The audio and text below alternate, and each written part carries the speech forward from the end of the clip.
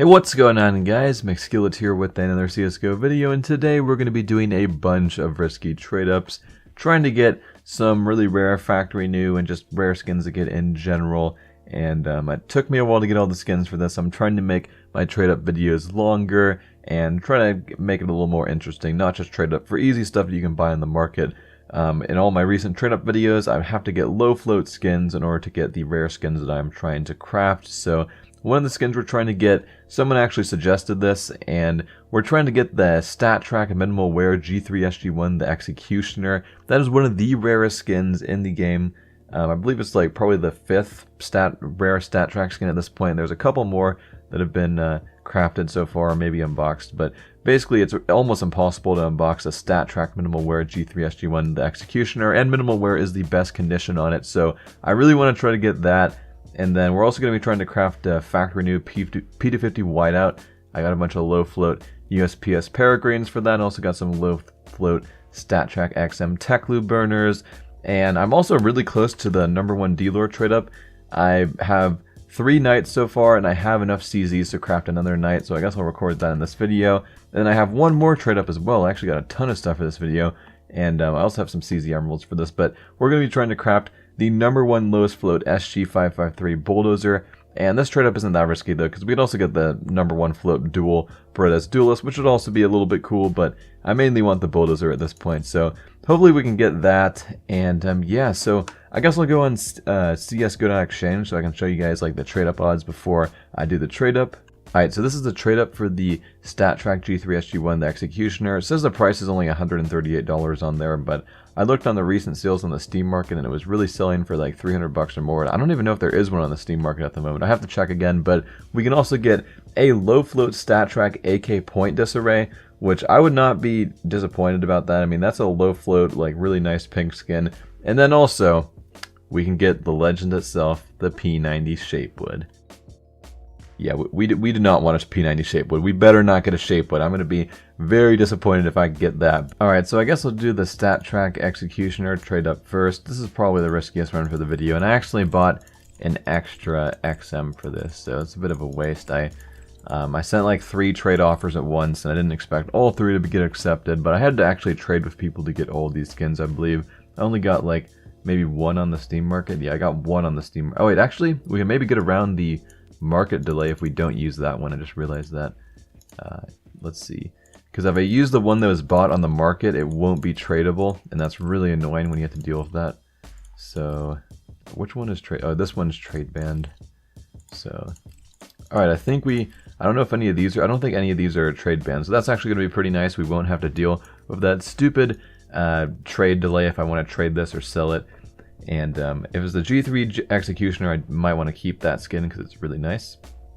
And if it's the P90 Shapewood, I'm just going to be done. P90 Shapewood, that's so worthless. It's going to be a low float P90 Shapewood though, but really anything but the Shapewood is kind of good at this point. The G3 Executioner is what we really do want from this, and AK Point is a right low float. You can't complain about that. I mean, that's a nice skin. Oh shit. Oh my god. What are we gonna get? And oh my god, we got the G3 Executioner. Wow, that went very well. And it's minimal wear, yep. So my trade up map did work pretty well. Let's see, let's check the market for these. Hopefully there isn't one selling right now. Okay, it starts at $278 right now. And the last one sold for $300, and there's only one on the market, and it's selling for $278. So you can maybe try to like buy that one, then sell it for $400. I don't know if someone would buy it at that price, but there's only one on the market, and it's not at max price for some reason. I guess no one was buying it at max price, or maybe they just put it at that price to start. But now I'm going to be doing a trade up trying to get the #1 float SG Bulldozer. And I tried to record the little csgo.exchange thing, but the footage got screwed up somehow, so I made a little image here. It's basically just a 50-50 chance, and either skin that we get is it's going to be a #1 float, and either of them wouldn't be too bad, but I would kind of prefer the SG Bulldozer, because the other skin just gets a little brighter when it's in better condition, and the SG Bulldozer will actually have less scratches if it's in a lower float. Alright, so I'm going to select these Mac 10 Fades as well as my CZ Emeralds, and I believe we're using both the #1 CZ Emerald and the #1 Mac 10 Fade in this trade up. This trade up is definitely probably not worth it unless someone really wants the #1 Bulldozer or the #1 Duelist. You can maybe sell these skins individually for more, but I think it's a little bit pointless to pay extra for like Mac 10 fades and CZ Emeralds, because the low float ones, they're basically just brightness changes at that point. Actually, for the CZ Emerald, there is some actual wear on it. For the Mac 10 fade, though, the lower the float, it just makes it slightly brighter, and like it's super low floats, you can't even tell a difference, so there's not really a point in it. But I mean, this isn't really that risky of a trade-up. I honestly am not too disappointed on if we get either of these skins, but I would prefer the SG Bulldozer, so hopefully we can get that. And we got the SG Bulldozer. Alright, sweet. Not gonna like freak out or anything, because I mean, I would not be that mad if I got the other things. So this is the #1 lowest float SG Bulldozer on CSGO Exchange. Let's see if it actually looks much better than the old. I think I have another Bulldozer that's just a normal one, so maybe we can. Do I not have another Bulldozer? I swear I did. Rifles. Oh, the Skill Gun Junior. I have it renamed because, you know, you have to have a lot of skill to use this gun in. So there's a pretty big scratch right there. Big scratch right there. Let's see if it's on this one. So on this one, yeah, I guess it actually does look a little bit better. I mean, obviously it's not spotless because there was a float minimum on the SG Bulldozer, but we did get the new #1 Bulldozer, so that's pretty cool. A little better looking than my old one. So we got a new Skill Gun Junior right here. So now we're gonna do the Whiteout trade up. And again, my CSGO Exchange footage got screwed up, but here's basically all the stuff we can get right here. All 20% chances. And as you can see, if we do get a Whiteout, it will be factory new because we're using low float USPSs. Normally, you will get a minimal wear one and get screwed, but if you get low float enough skins to trade up, you will be able to get the factory new Whiteout. And I can also get a factory new Nitro, which isn't too bad, but the Whiteout is really what we want because the Whiteout is worth at least $100 for a factory new one. So that would be pretty nice to get. Alright, so gotta get these USPS Peregrines out, and not sure. Oh, it's because I have it on rifle. Alright. Let's use all 10 of these.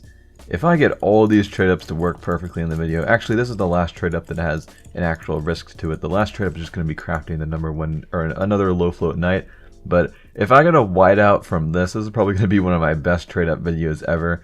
That would be 3 for 3 on the best possible outcomes, and we already got 2 really nice things. So this is only a 20% chance to get a Whiteout, so I'm not really expecting it. I mean, we'd have to get insanely lucky. 5.7 Nitro, again, that's not too bad, but the Whiteout, that's always kind of nice, just $100, so it'd be a good amount of profit, I believe. Oh, come on, Whiteout, and alright, 5.7 Nitro, not too bad, not too bad. It's at least it's kind of rare. It's obviously a bit of a waste though, but there's probably not too many of these on the Steam market because it's kind of hard to get these, but not too hard to trade up to. But basically, if you get a 5.7 Nitro and a drop, that's very uncommon, and there's only 20 on the market. But it only sells for around $12 or $13, so kind of a waste. I really was hoping for the Whiteout, but I'm not too mad because we got the G3 Executioner. And now, let's just craft these up, get another night for the D-Lore trade-up. The D-Lore trade-up should be coming out very soon, so make sure you don't miss that video.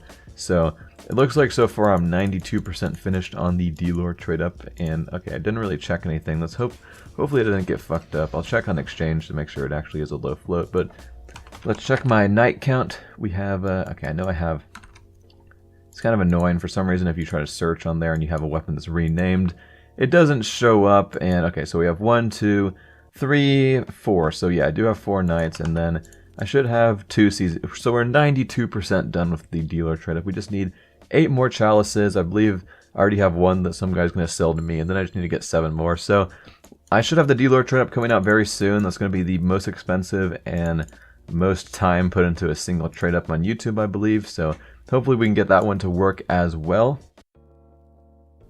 So the new knight I crafted, I believe it's this one right here. It's got a 0.0005 float, so very nice float. These are the other floats that I have, so all super low float stuff. And maybe we can try to kind of see what kind of D-Lore I would get at this point. I could just use one of my other low float skins, so use that one. So we're going to be using 5 Deagles in it, then we're going to be using 5 Knights, so it's going to be a 50-50 chance. And my next night should be a lot better than this one, so I don't know.